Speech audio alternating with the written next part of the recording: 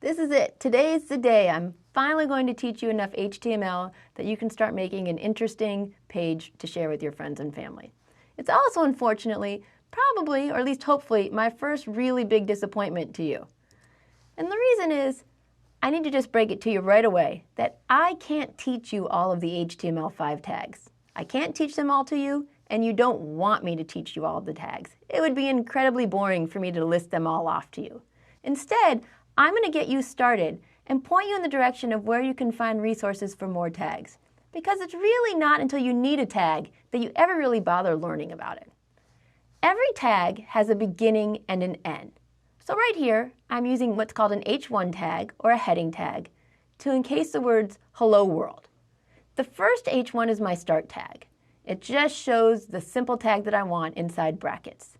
The second tag, the closing tag, always starts with a slash. This indicates to the browser, oh, she's about to end a tag. This is one of the most common, is to have the start tag and the closing tag with some sort of text inside of it. My next tag, or the image tag, is what's called a self-closing tag. There's only one tag, and it contains both the beginning and the end. In this case, as soon as the browser sees the image tag, it knows that you're going to give it information that it can use to create a picture. And since there's no real text associated with the image, at least at this point, or any that you want to show on the screen, it's going to close itself. So while every tag has a beginning and the end, some do close differently. Also, some tags have what we call attributes. So the source, which is where the picture is located, and href, which is where the new page you want to go to is. So when we talk about the tags, for some of them, I'll also be talking about the attributes. Before we begin, I want to talk to you about one of the most important attributes of an element, and that's its display.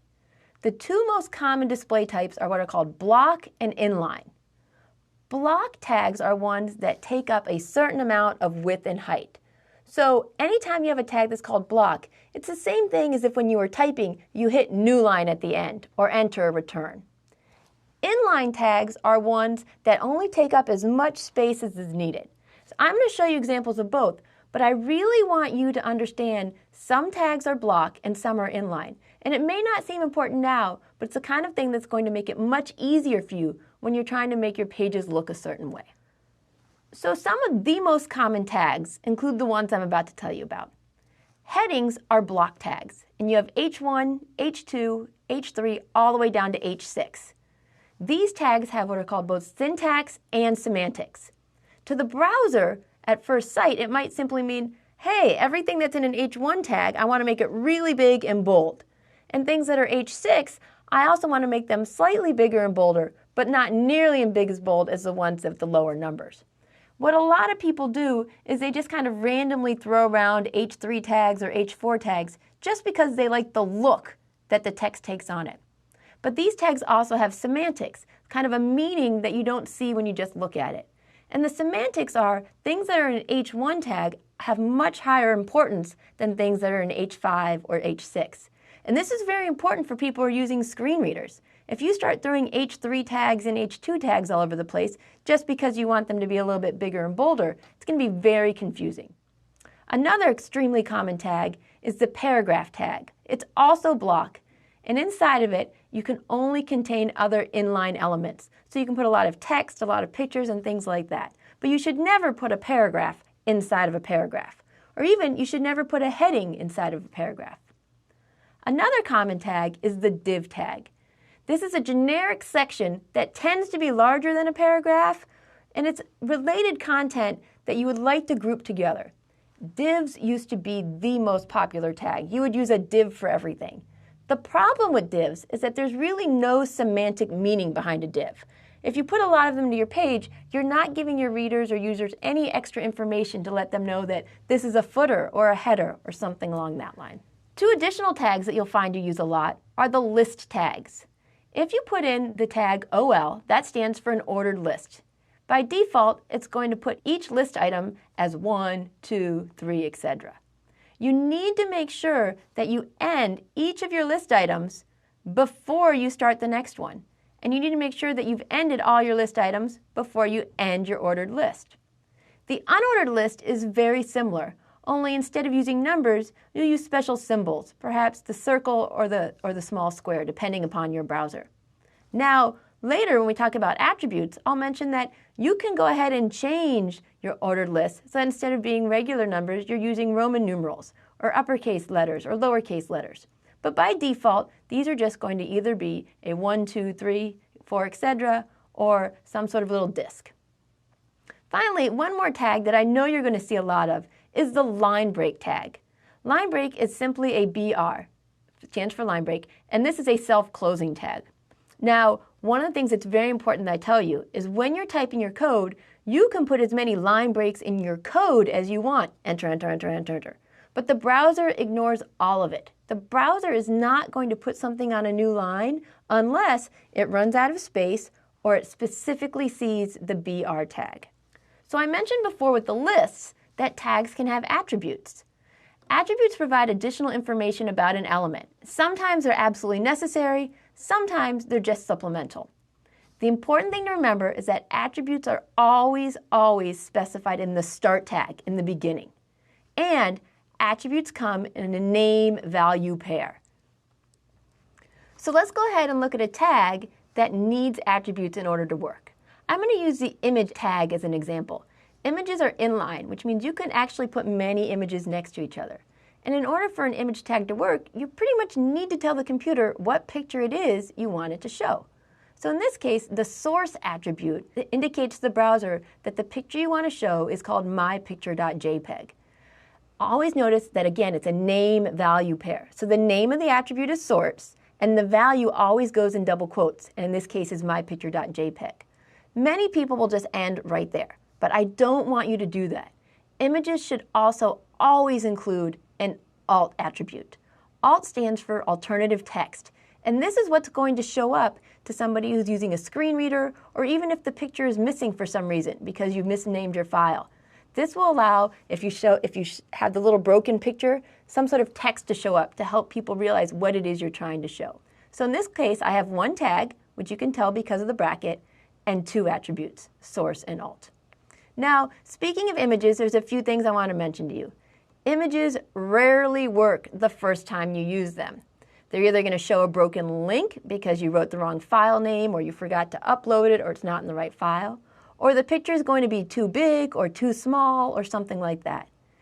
Unless you have the broken link and you're just worried about the appearance, I want you to just let it go for right now. What we care about right now is that you can get tags to work. We're going to worry about appearance later.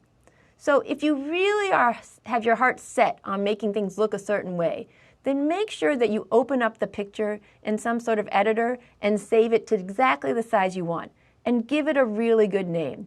It's very frustrating to work on your web page when all of your files are named image_02586. Here's an example for you of one image tag with multiple attributes. I have the image tag followed by source, logo.jpg.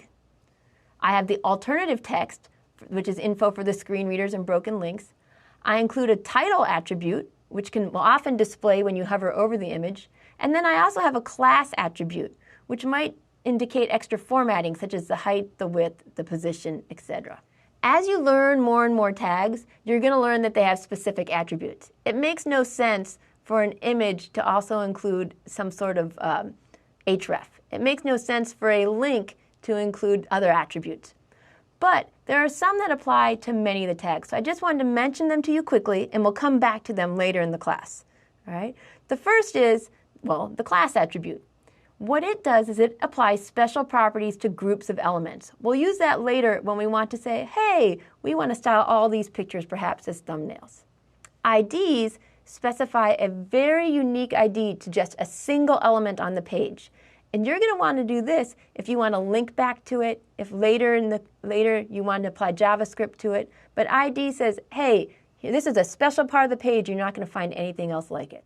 Style is an attribute that used to be very widely used. Style lets you apply visual style. So you could put in special colors or spacing and things like that. The next one is called access key. And an access key is very important for accessibility. It allows a shortcut key to kind of activate or put into focus an element. So maybe you have a big page and you have a form or something along it, and you want someone to be able to quickly get to a certain part of your page, you can give them an access key. In the same way, some people may be accessing your page and only using the tab button to navigate through your page. If you do that, you're going to want to be careful about putting what's called a tab index, and it lets you actually specify which order people get to different elements in your page. So even though something may come later in the page, if you feel it's really important, you can put a high tab index and they can get there quickly. Okay, so one of the things I told you was that tags always start with a bracket, which is fine. That's very easy to figure out, and the browser knows whenever it sees a bracket, it shouldn't display the content. It should do something fancy. So what do you do if you want the browser to display a bracket and say, hey, this isn't a start tag? Well, then you're going to use special entities. So if you want a bracket, you would then use ampersand LT semicolon. The LT stands for less than. And please note that's an L, not a 1. You could also do ampersand GT for greater than. Ampersand copy. If you'd like extra blank spaces, you actually have to use a special entity. Putting space, space, space, the browser ignores it. You'd have to actually put ampersand NBSP. Again, if you want the cent, all right, well, what if you actually want an ampersand? Well, in that case, we even have a special entity for that, which is ampersand amp. So we've gone through a number of tags today, and you're going to learn more and more tags and probably use cheat sheets and go online to find a bunch of different tags you want to use. So the important thing that I want you to know is, how do you know the difference between a tag and an attribute? And the key is to look for those brackets. Also, you're going to want to make sure that you know which two symbols end a self-closing tag. All right? Don't forget, that's where you have the / in the closing bracket. These are the kind of things that can really mess up your code when you try to validate it later. And so being cognizant of these ideas in the beginning will really help you write much cleaner code.